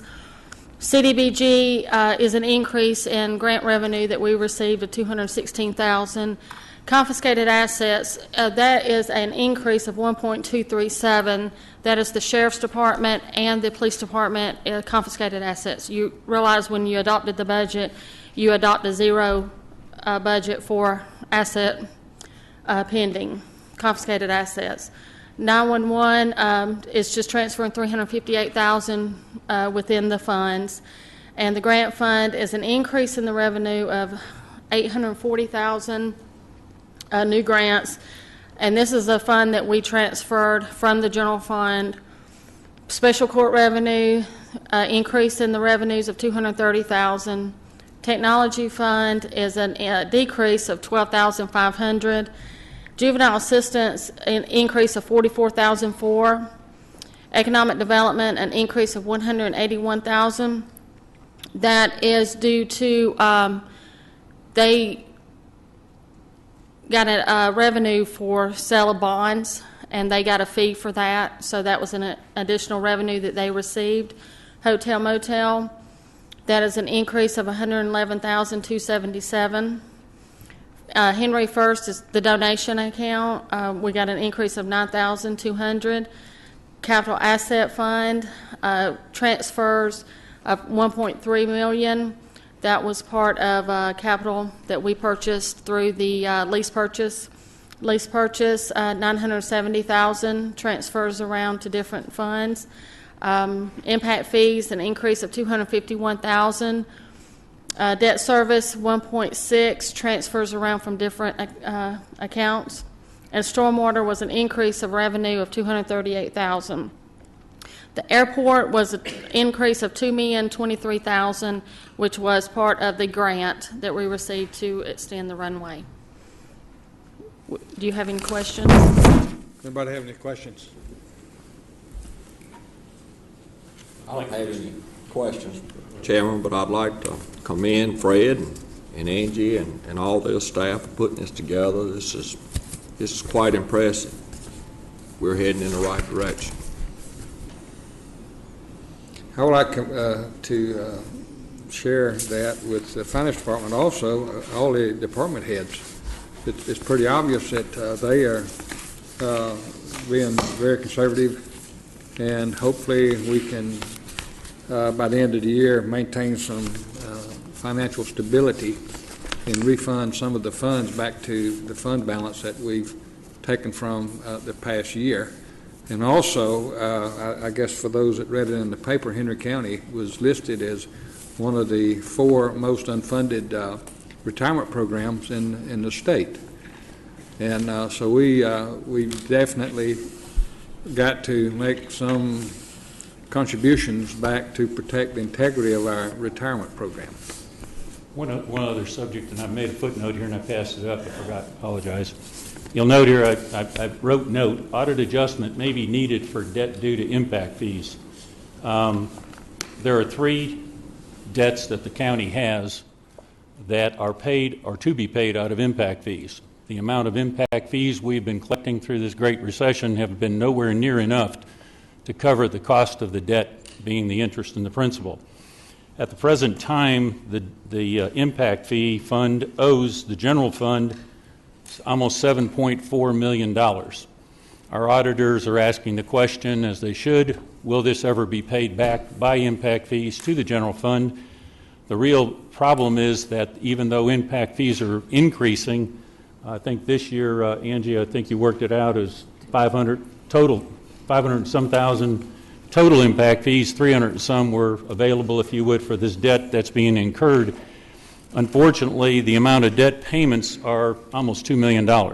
So we're going to continue to see a need for greater impact fees, and basically the auditors are asking the question, and since now we have this almost $12 million pickup to fund this year, whether we should be reserving it. I'm not asking today for you to do anything about it. I'm waiting for the auditors and ourselves to sit down and have a fluid conversation as to we do or we don't, whether it's part or all of the $7 million, but it would, since we do have an excess suit, nicely to take it while we have these excess funds to use them to take care of that problem. So I'll be back at with the board on that subject once the auditors and ourselves have wrapped up the subject of can we, should we, how are we going to get that money paid back.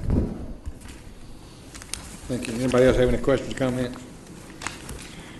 We have a resolution in the book, Henry County Board of Commissioners, to amend the fiscal year 2013-2014 budget, which is the second amendment, and it was what we just posted for public view. Move to approve. Have a motion from District 3 to approve. Second from District 4. Any further discussion? All in favor, lift your right hand.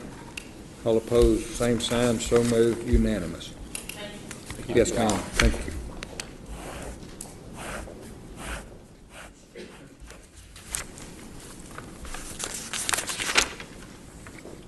County Manager, we withdrew item A, so next request for approval to amend the mailbox ordinance, Presenter Michael Harris.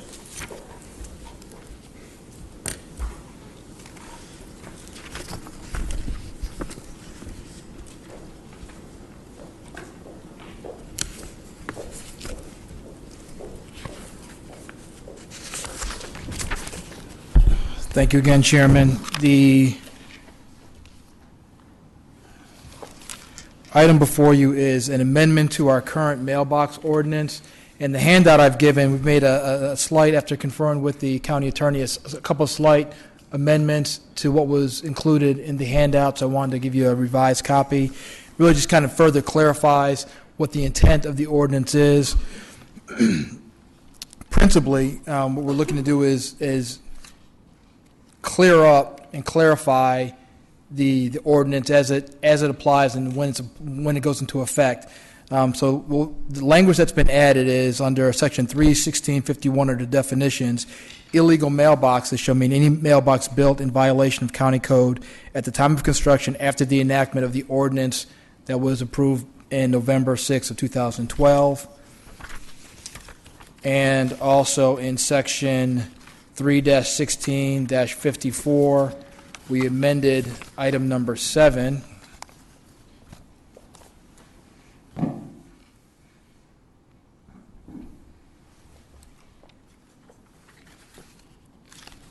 To now read that mailboxes built prior to November 6, 2012 may remain until such time that they become damaged, destroyed, replaced, or relocated.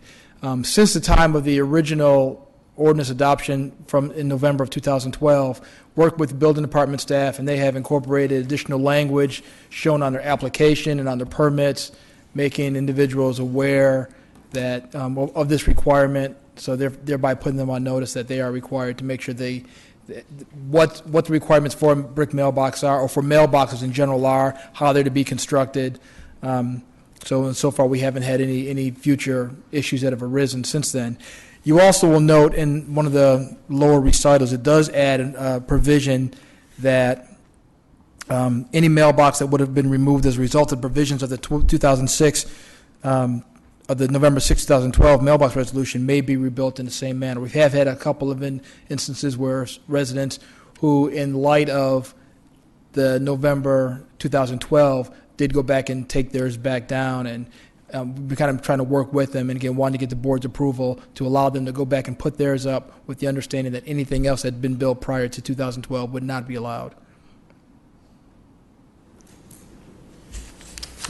Anybody have any questions? Yes, sir. The only thing, Mike, is just looking at item number 3, section 3-16-54, construction and composition, item number 3, all wooden posts shall be a maximum of 4 inches by 4 inches. I would love to see that change to a 4 by 6. Okay. It's not going to cause any more damage than a 4 by 4. And some of the outlying areas may have a larger box, quote unquote. You know, I don't know the name, but the larger box itself. And I have seen several areas where 4 by 6s are in place. Now, they were in place prior too, but you know, if you're running 45 miles an hour and you hit a 4 by 4, if you hit a 4 by 6, it's going down. You're going to knock it down. But I'd love to see that one change. I really don't have any other issues with it, but I'd love to see that change to 4 by 6 as opposed to a 4 by 4. Okay, and we went back and used the United States Postal Service's, their regulations to come up with what was allowable from their standpoint. So we can go back and check and make that check and see if they allow that as well. I just don't want to do anything that's going to be contradictory to what the United States Postal Service has as a regulation. Yeah, I'd still like to see it move Okay. to 4 by 6. Okay. I would like to ask that question to the DOT Division Director. I know y'all have certain criteria for breakaway, even trees. All the criteria we've ever seen always takes breakaways 4 by 4. Even the caliper of a tree has to be 4 inches in diameter or less, so that seems to be a magic number. I've never calculated that number personally, but of all the regulations I've ever seen about breakaway, it's always has a maximum size of a 4 by 4. That's why I thought the 4 inches was. I understand that. I'd still like to see it as a 4 by 6. I would think that if you're driving down the road in your car running 45 or 50 miles an hour and you hit a 4 by 4 or you hit a 4 by 6, I don't think it's going to make any difference on what happens as far as the breakaway. I appreciate the fact that that's where they all are, but I would still like to see it be a 4 by 6.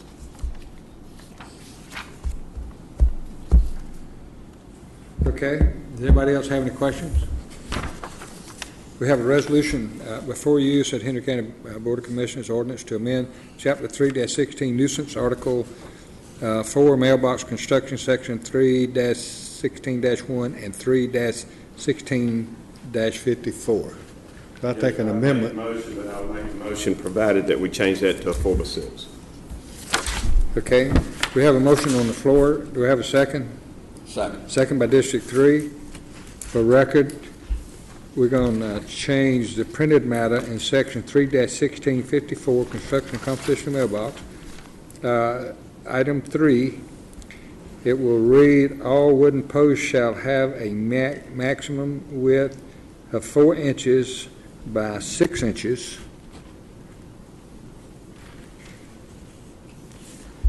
And there'd be no change in the metal post.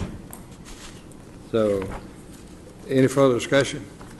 All in favor indicate by the raising of your right hand. Unanimous. Thank you so much. Thank you. We'll make that change.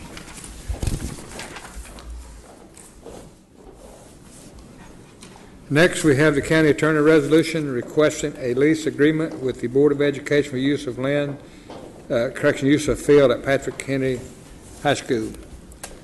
Ms. Wiley. Good morning. This will be handout 3. Soccer is a very popular sport in Henry County. As the resolution before you indicates, there is a need for additional soccer recreational facilities in the county, and in particular in the northern end of the county. The Board of Education has been allowing initially Stockbridge United Methodist Church and now Stockbridge United Football Club the opportunity to use the old football field and baseball field at Patrick Henry High School for soccer-related activities. Since the Board of Education is not in the business of handling parks and recreational activities, that entity has offered to lease the fields to the county to make it a part of the county's recreational program for $1 per year. And before you, in your resolution, is an intergovernmental agreement, a proposed agreement with the Board of Education that, should they approve it at its meeting next week, will allow the county to have the use of those fields for recreational soccer purposes for an annual basis, on an annual basis for $1 per year. In addition to that, the second part of the resolution addresses the Stockbridge United Football Club organization, which is a nonprofit organization, an offshoot of Stockbridge United Methodist Church. It allows that entity to continue to use those fields. And in the agreement, the lease agreement with the Stockbridge United Football Club, the club would continue to use the facility, maintain the facility at its sole expense, including paying all the utilities, water or electricity or whatever might be necessary related to the use of those fields, require the club to obtain insurance and otherwise adhere to the rules and regulations of the Parks and Recreation Department. Of course, that second proposed lease agreement is contingent upon the Board of Education approving the larger agreement with the county. Again, the Stockbridge United Football Club has been utilizing it, and they have done tremendous amount of work in maintaining and upkeeping the fields now.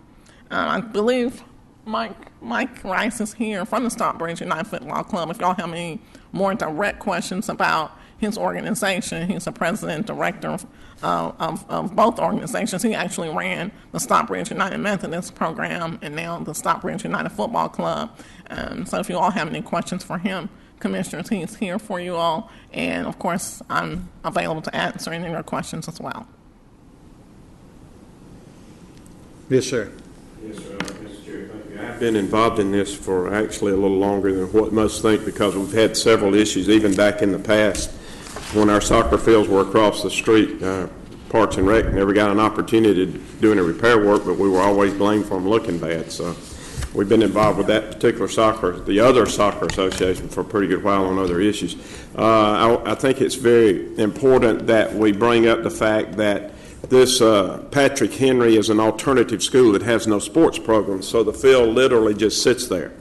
And that this particular organization has agreed to furnish everything required to cut and maintain the fields. Our Parks and Rec doesn't have to do anything with it. They are going to pay for the lights, everything that's associated with it. The total cost to the county taxpayer and citizens, $1. There's approximately 350 plus or minus kids that will be served by this without having an issue. And to make sure that we don't have a run on the school board, the other schools have currently, they generally always have programs going on their fields. They cannot do their field and take care of their programs too. Right. This was one case of one particular field where it's an alternative school and the fields were not being used. Therefore, it makes it easier for the school system to allow others to use it.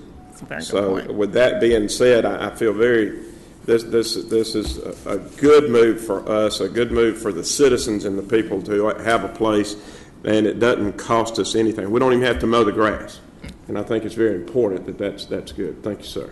Okay, thank you. I'm looking down on utilities 7, and that does obligate the county. Wait a minute, I'd have to pull my email up. That's a good point. The agreement there are 2 agreements. The agreement between the county and the Board of Education does place obligations on the county to maintain it.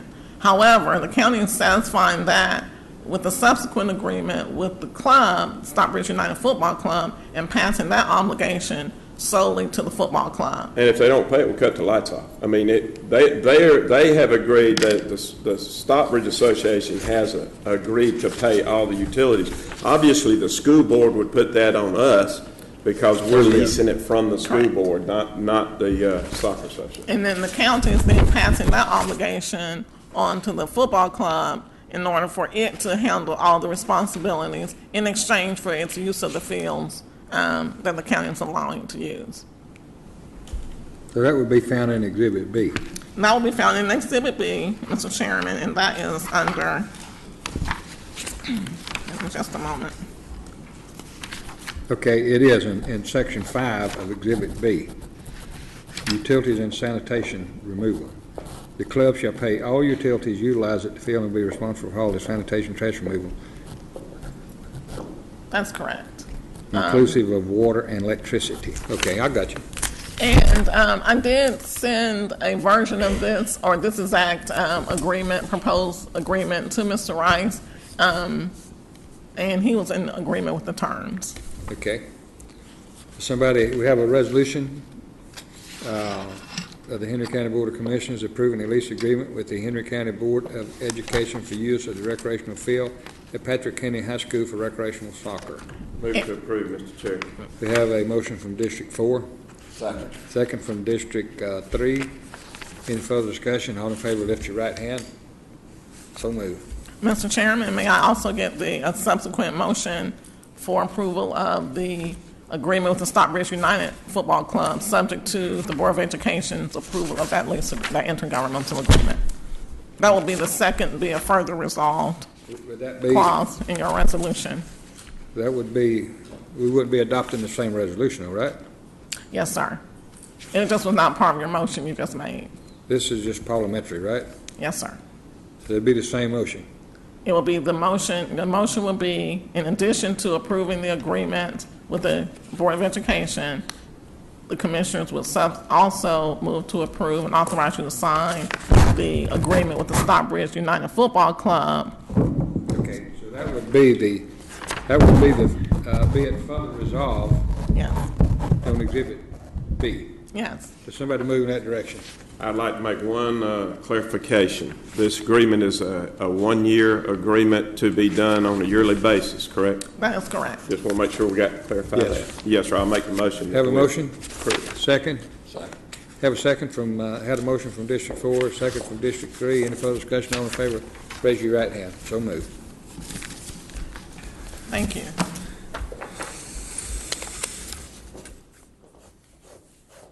Next, we have public comment. Citizens are allowed to voice county-related concerns, opinions, etc., that are not listed on the agenda. During this portion of the meeting, all persons wish to speak for public comments must sign in with the county clerk prior to the beginning of the meeting.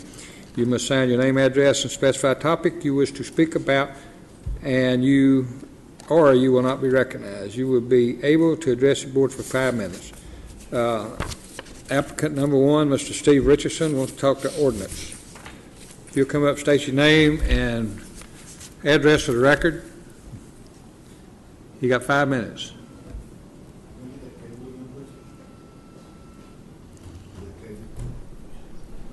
Can I get the cable again?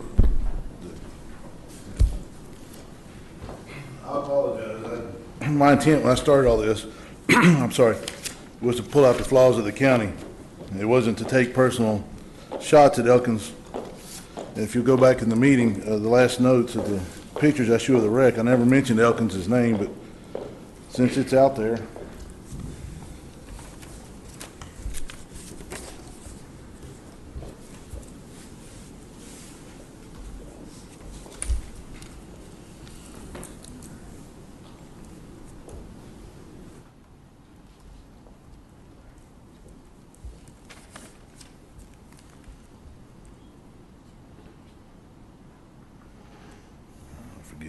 anyway, what I'll do for next meeting is I'll bring the letters that Mr. Elkins has wrote previous in 2011, and I'll bring a copy of the bill, the $11,000 bill I was referring to.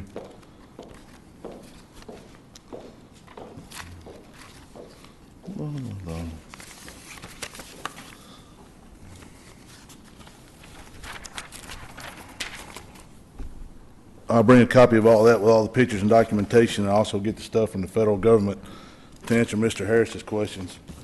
And then we'll see how the compliance falls at that point in time. So I apologize. It logged out and timed out, and I don't want to waste any more of your time. So next meeting, we'll go over all that. Thank you kindly.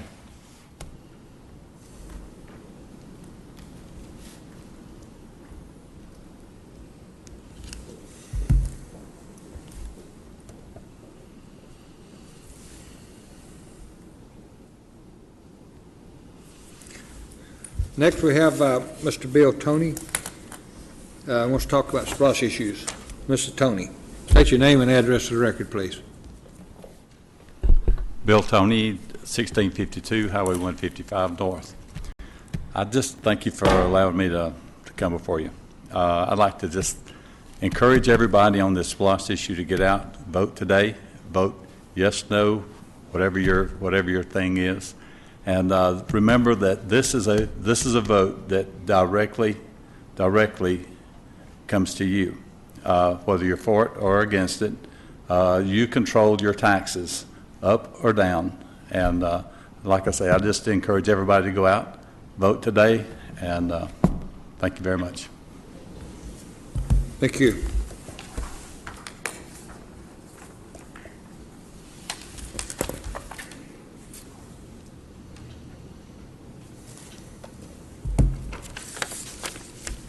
Any commissioners have any comments they'd like to make at this time?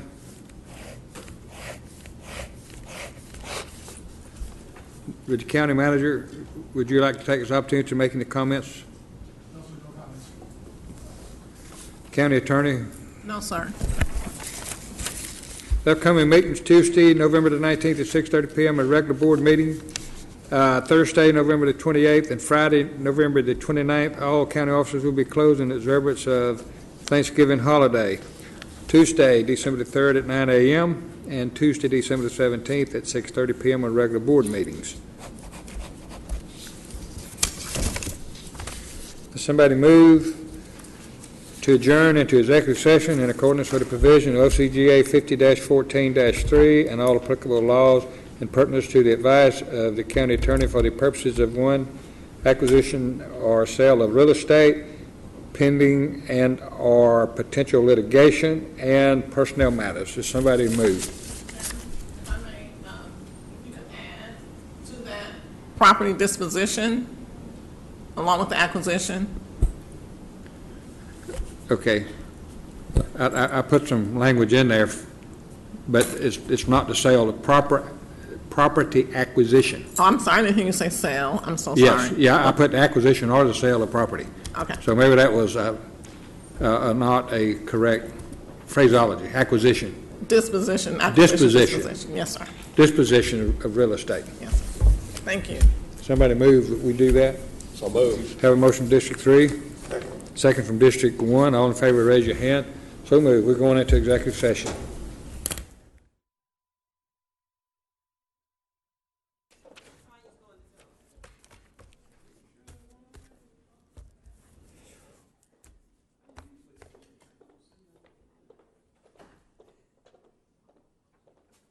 you got?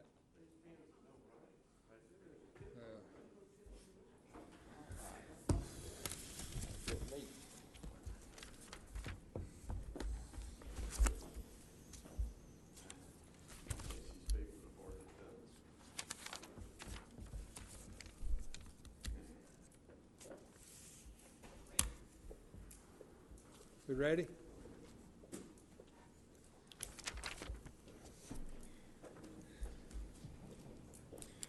I'm calling the meeting to order.